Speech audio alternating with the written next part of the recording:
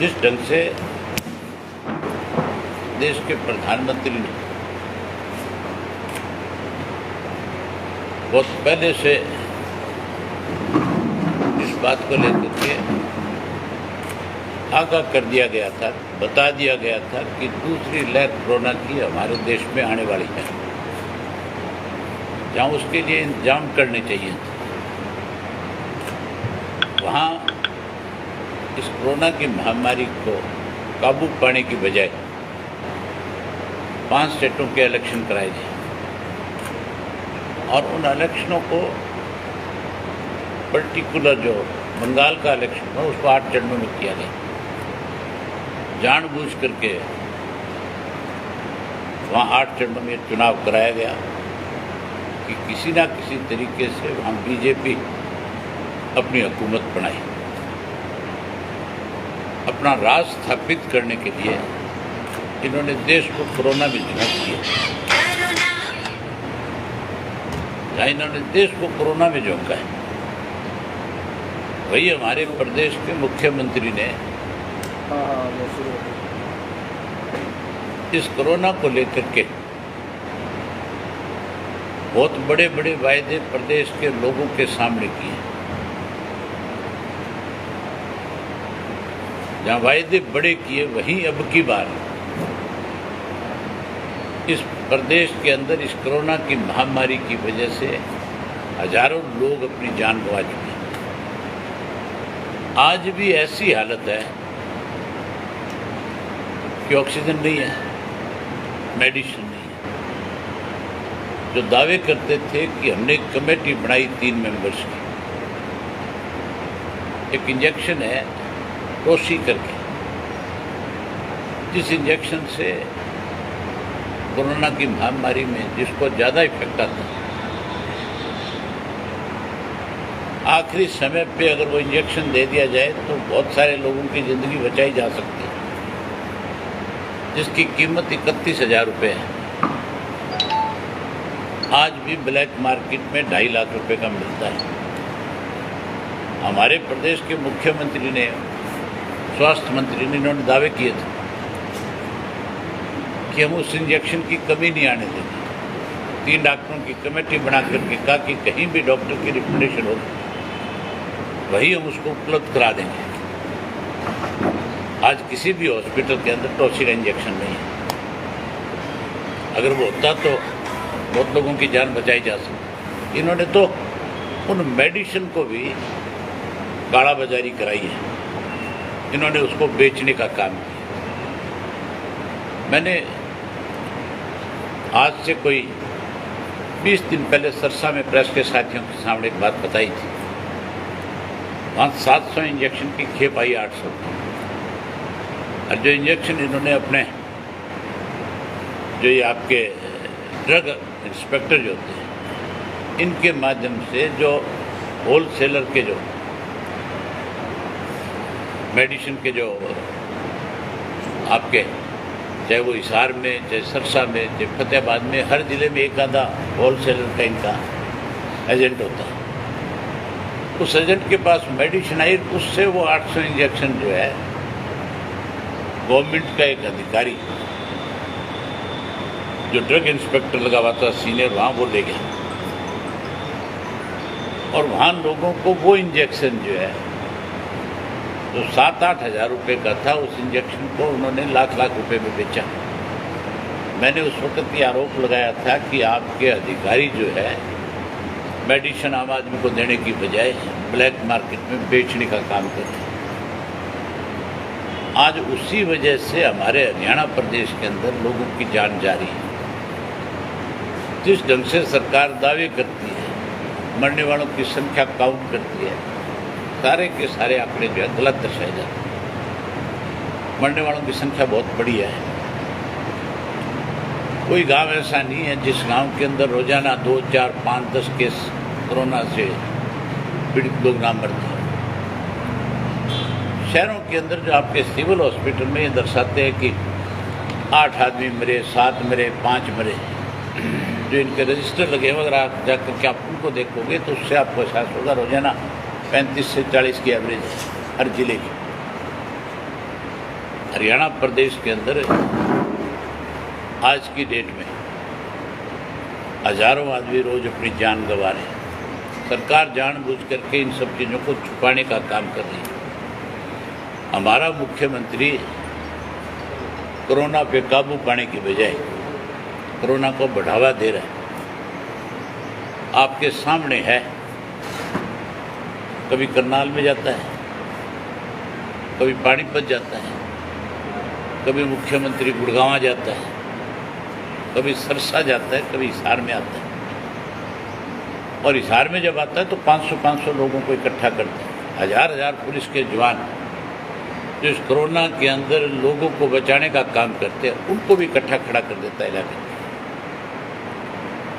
और जब लोग इस बात का विरोध करते हैं, जब पूरे प्रदेश के लोगों ने एक फैसला कर रखा है, खास करके किसान कम्युनिटी के लोगों ने एक फैसला कर रखा है कि हम किसी भी बीजेपी जेजेपी के नेता अगर वो कहीं किसी कार्यक्रम में जाएगा तो हम उसका विरोध करेंगे। मुख्यमंत्री जो है घर बैठा बैठा सोच का उद्घाटन करता था। हमने पहला चीफ मिनिस्टर देखा था जो चंडीगढ़ बैठ करके भी अलग अलग शो उद्घाटन कर दिया करता था ऑनलाइन, और ऑनलाइन उद्घाटन करके कहता था कि आज मैंने 100 जगह नए प्रोजेक्ट दे दिए। अब इस कोरोना की महामारी में जहाँ लोगों को कैसे बचाया जाए, इसके लिए सरकार को अपनी एक बड़ी जिम्मेवारी निभानी चाहिए।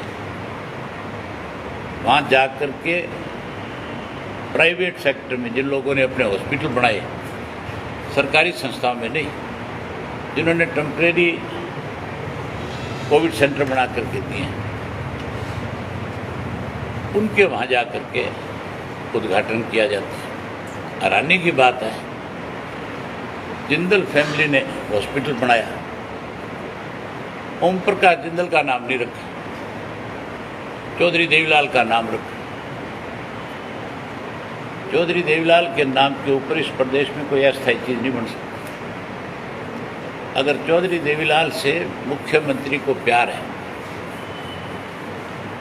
चौधरी देवीलाल के बच्चों पे चलना चाहता है, तो सबसे पहले जो कांग्रेस के राज में चौधरी देवीलाल के नाम से थर्मल पावर प्लांट था जिसका नाम बदला गया था, उसका नाम रखे। फिर जो केएमपी जो थी, उस केएमपी का नाम भी चौधरी देवीलाल के नाम के साथ था। इस बीजेपी की सरकार में इन लोगों ने चौधरी देवीलाल के नाम को उस केएमपी के आगे से हटाने का काम किया। आज जो इनके सहयोगी है जेजेपी वाले, ये रोज जाकर के धरने देते थे कि इसका नाम चौधरी देवीलाल के नाम पे रखा जाए। आज वो भी शायद उस नाम को भूल गए। कांग्रेस के लोग हॉस्पिटल बनाते हैं, भाजपा वाला जाकर उसका उद्घाटन करता है और फिर किसानों पे लठ मरवाते हैं। इससे ज़्यादा निंदनीय काम और कोई नहीं हो सकता। मुख्यमंत्री को तुरंत इस बात के लिए प्रदेश के लोगों से माफ़ी मांगनी चाहिए और दोबारा से इस किस्म के कार्यक्रम नहीं बनाने चाहिए। इस कोरोना की महामारी में लोगों को कैसे बचाया जाए, इसके लिए अपने अधिकारियों पे, अपनी टीम पे विश्वास और भरोसा करना चाहिए। हालत तो ये होगी प्रदेश की कि आज मुख्यमंत्री को डिप्टी कमिश्नर पे विश्वास नहीं है, उसके जो प्रशासनिक अधिकारी जिले में बैठे उन पर भरोसा नहीं रहा, इसीलिए तो खुद धक्के खाता घूम रहा। और जहाँ भी जाता है जहाँ कोरोना के मरीज है, अगर मुख्यमंत्री को इतनी चिंता है, फिर उन मरीजों से मिलकर के उनका हालचाल क्यों नहीं जानता? सिर्फ उस जगह पे जा कर के जहाँ कोई डोज इंजेक्शन की लगाई जाती है या कहीं कोई छोटा मोटा नया बेड लगता है, वहाँ जा कर के रिबन काटते हैं। जिनकी तकलीफ है उनके पास नहीं जाता, जाना तो उनके पास चाहिए। लेकिन केवल और केवल लोगों को कैसे भड़काया जाए, कैसे लोगों को इस आंदोलन से दूर किया जाए, कैसे किसान को बदनाम किया जाए, इसके लिए लगातार मुख्यमंत्री जो है प्रदेश में योजना बना रहे हैं। इस मुख्यमंत्री ने इस प्रदेश का जितना बड़ा नुकसान किया, आज तक किसी भी प्रदेश के मुख्यमंत्री ने अपने प्रदेश का नुकसान नहीं किया। इसने पहले पिछले जो इसके 5 साल का कार्यकाल था उसमें ने सैकड़ों लोगों को, निहत्थे लोगों को पुलिस से मरवाने का काम किया। अब फिर इसकी नीयत और सोच यही है कि किसी तरह लोगों को उकसाया जाए, किसी तरह पुलिस के साथ लोगों का टकराव कराया जाए और टकराव करा करके पुलिस फायरिंग से फिर लोगों को मौत के घाट उतारा जाए। तो इस प्रदेश को बर्बाद करने वाला आदमी है। जब कभी भी इस प्रदेश का इतिहास लिखा जाएगा कि किस चीफ मिनिस्टर के कार्यकाल में सबसे ज़्यादा लोगों के सामने दिक्कत और कठिनाई आई, तो काले अक्षरों में इसका नाम लिखा जाएगा कि इसने इस प्रदेश को सबसे ज़्यादा बर्बाद किया। मुख्यमंत्री को अभी भी जो रोज किसानों को ये कहता है कि किसान इस कोरोना की महामारी में ये बढ़े ना, इसके लिए इस आंदोलन को खत्म करके अपने घर जाए। हम तो आपके माध्यम से कहेंगे कि अगर इस प्रदेश को बचाने इस मुख्यमंत्री को इस्तीफा दे देना चाहिए। जब तक ये मुख्यमंत्री रहेगा इस प्रदेश की हालत दिनों ब दिन और कमज़ोर होती जाएगी। ये तो लुटेरों का सरगना है, एक लुटेरों का गिरोह तैयार कर दिया इसने।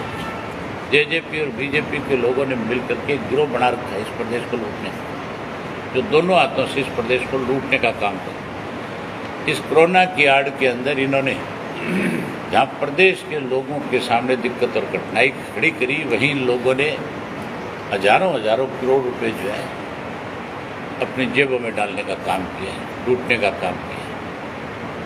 जो कल हुआ है उसका खामियाजा इन दोनों को भुगतना पड़ेगा। ये अपने घर में नहीं जाते, घर में तो इनको कोई बढ़ने नहीं देता। ये फिर आकर के कभी हिसार छेड़खानी करते हैं, कभी जींद में जाकर के करते हैं, कभी कैथल में जाकर के करते हैं। इतने सूरमे हैं तो फिर ये अपने अपने घरों में जाकर के देखे ना, ताकि लोग इनका बहम अच्छी तरह से निकाल दें। इसकी जितनी भी प्रार्थना की जाए वो थोड़ी है। एक आम व्यक्ति घर से निकलता है लॉकडाउन में किसी ज़रूरी काम के लिए, उसका चालान काट दिया जाता है। और कल का जो मामला है, कोई सोशल डिस्टेंसिंग नहीं, कोई कुछ नहीं था वहाँ पर, तो क्या कोरोना जो है वो आम इंसान से ही फैलता है? मुख्यमंत्री तो प्रदेश में कैसे कोरोना और ज़्यादा बढ़े इसके लिए लगातार जिलों के कार्यक्रम बना करके जा रहा है। हजारों पुलिस के कर्मचारी जो है इनकी सिक्योरिटी में लगाए जाते हैं और जहाँ भी जाते हैं इनका लोग विरोध करते हैं तो फिर सोशल डिस्टेंसिंग खत्म हो जाएगी, क्योंकि लोग भी ज़्यादा आएंगे और उनको रोकने के लिए पुलिस फोर्स भी ज़्यादा चाहिए। अगर पुलिस फोर्स के अंदर कोरोना की महामारी बढ़ गई तो उससे प्रदेश का नुकसान होगा कि नहीं होगा? तो मुख्यमंत्री तो स्वयं इस चीज़ को बढ़ावा दे रहा है, ना कि इसकी रोकथाम कर रहा है। कल वाले प्रकरण में भाजपा का आज का आरोप ये है कि हमने उद्घाटन किया, जनता को सुविधाएं दी है, लेकिन कुछ लोग हॉस्पिटल को तोड़ने आए थे, विरोध कर रहे थे। कोई हॉस्पिटल को तोड़ने नहीं गया था, ये तो केवल आरोप लगाने की बात है। मुख्यमंत्री क्या लेने आया था? उद्घाटन तो चंडीगढ़ बैठा बैठा भी कर सकता था। यहाँ क्या काम था मुख्यमंत्री का? यहाँ लोगों को उकसाने आया था। उन भाजपा के नेताओं से कहो ना कि तुम गलियों में निकल के तो दिखाओ, तुम्हारा लोग बहम ना निकाल देना। ये तो लोगों को लड़ाने, उकसाने, लोगों को बीमारी और ज़्यादा फैलाने के लिए घूम रहे हैं। अब इन विचारों को कहीं कोई सामाजिक काम में बुलाता नहीं। क्या जरूरत है एक अस्थायी हॉस्पिटल का उद्घाटन करने की? कोई आम डॉक्टर से करवा लेते हैं, कोई समाज सेवी से करा लेते हैं। मुख्यमंत्री की क्या जरूरत थी?